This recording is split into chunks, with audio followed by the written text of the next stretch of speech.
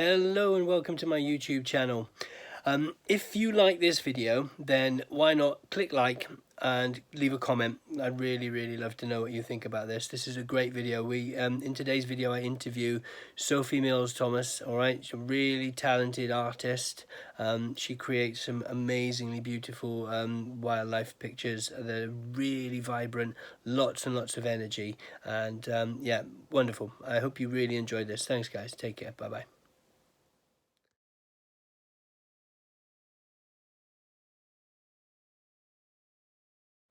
Hi, so I'm Sophie. I'm an artist based in Bristol. I've been going for just over a year and a half now in a commercial career sense of it. My main focus, what I'm known for, is expressive wildlife in the natural world, particularly focusing in on British wildlife, which is kind of what I grew up with and around, and that's where my inspiration came for that. I have tried everything, so I've done some street art this year, I've done commissions, I've done illustrations for people, quite a wide variety. Basically, yeah, just had quite a full year of just having a go really, and seeing what the art world has to offer, particularly in Bristol. And we are blessed in Bristol because it's, I would say, arguably one of the best art scenes in the UK.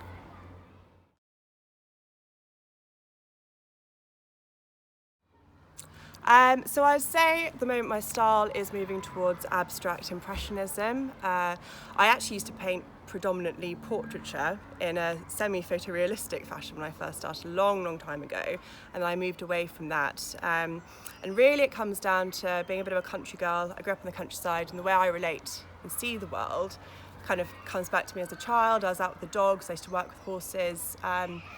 That's how I interpret the world. I didn't really play computer. Well, I didn't play any computer games. I barely use a computer now.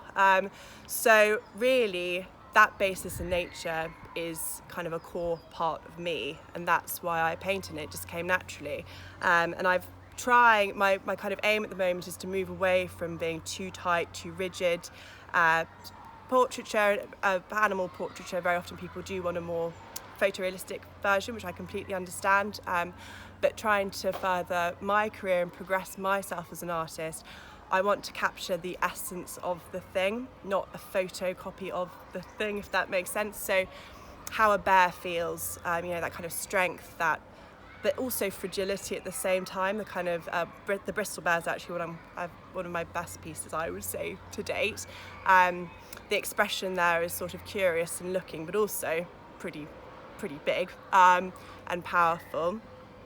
With a bird, I want to capture that movement. I want that split second of when you see a bird flying. I don't want it to look still and rigid. So yeah, that's my focus predominantly, and I want to explore that further and further through my career, using tones and highlights, colour, mark making, pushing the paint, just being a bit messy with it, just not being so rigid. When you get to the end of a piece and you think, oh, it's done, well then being like, no, it's nowhere near done. Getting your palette knife out, going for it, going across, moving how the animal would move, how I interpret that animal to be.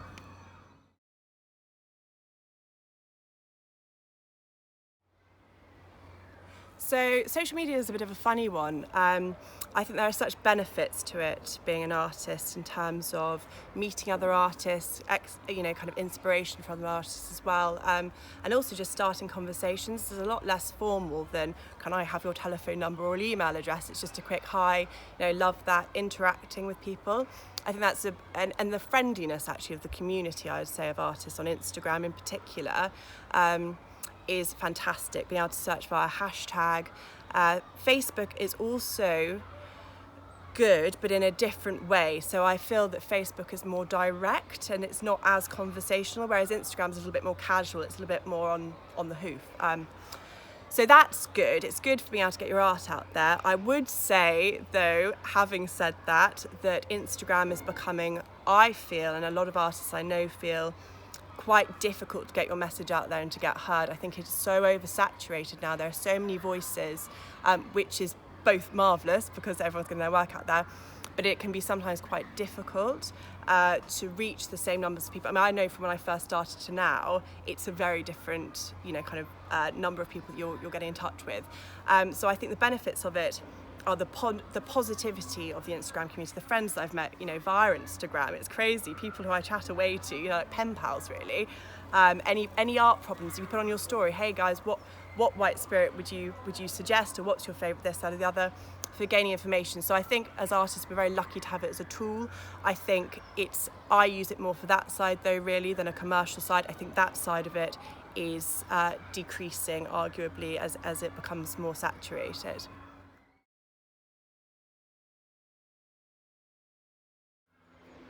Okay, so inspiration, gosh, I mean, so many people, and every day I discover new accounts. Lloyd's just told me about a new person, Anya Brock, whose work is fantastic, and that was just from a conversation now.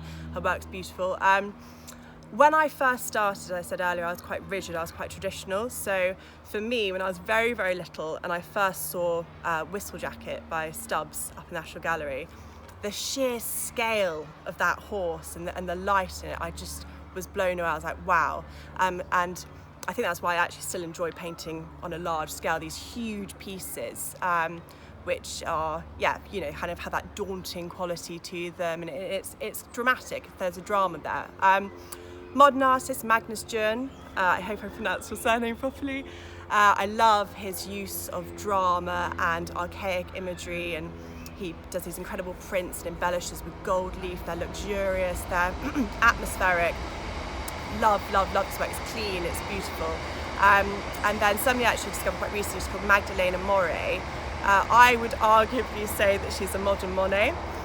So she paints a lot of water lilies and floral and now landscapes actually, but her use of light and colour and texture is just so rich, and the tones set against each other. The light she's able to capture is just beautiful. Gosh, there's so many. A third one, because I mustn't ramble on. I think Louise McNaught is fantastic. She's a really, really famous, very popular animal artist, and not only do I hugely admire her work, I love the ethics behind it, what she's saying. She doesn't just paint a picture of an animal, she's got a message behind it. She's got a real, you know, she's campaigning a lot of the time for very current issues that we're all aware of. And also just her work ethic, and she seems like a really lovely person, you know.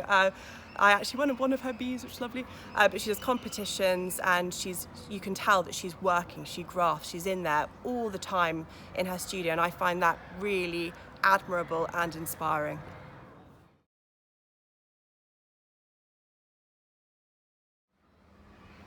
Okay, so best advice. I mean, again, having met so many artists through Instagram and through going to events such as Cheltenham Paint Fest and so on, you're always being given tidbits of advice which are hugely helpful, whether it be the right supplier or, you know, but in terms of theory and practice, say yes to everything, work it out later. And I think that's a really good one. I've heard it from a few people, one person being Stephen Quick, and especially when you're first starting out, things can seem really daunting, but when you start, you're like, okay, yeah, I'll get into it, give it a go. And when you start doing it, actually you break it down, you learn as you're going with it, and it opens your eyes to new possibilities and potentials with your own work, which I think is very important. And a second bit of advice, it was from a framer in the bottom of Niche in Stokes Croft.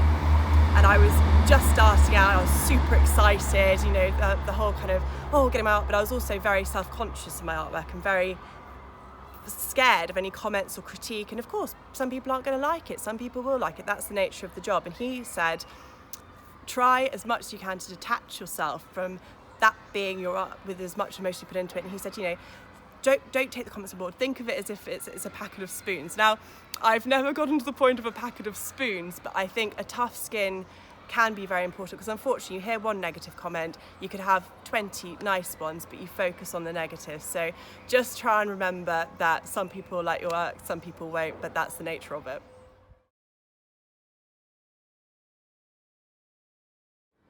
Okay, so this is a little bit of a disappointing answer. It's not quite a cop-out, but in terms of my work, I don't really use much theory or many books behind it. I mean, for me, it really is about getting out into the natural world. That's where I base everything that I personally do. So it's a bit of a tricky one. I would say you know, whatever your subject may be. If you're an architectural type artist, go out and be amongst the buildings, go and see how the light falls at different times of the day, actually be there with it and see how it feels. I definitely have more of a creative side of a brain than logic. I think my maths teacher will definitely agree with that from years ago. So that's how I interpret the world. I'm far more, I guess, based on emotion and feeling.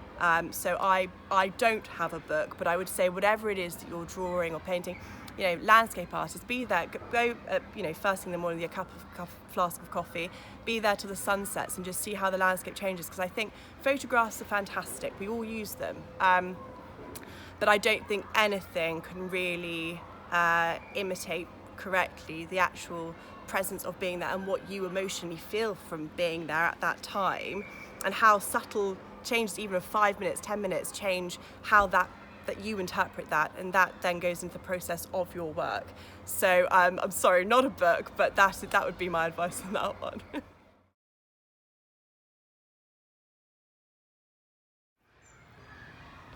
Okay, so I'm on Instagram as smt__art,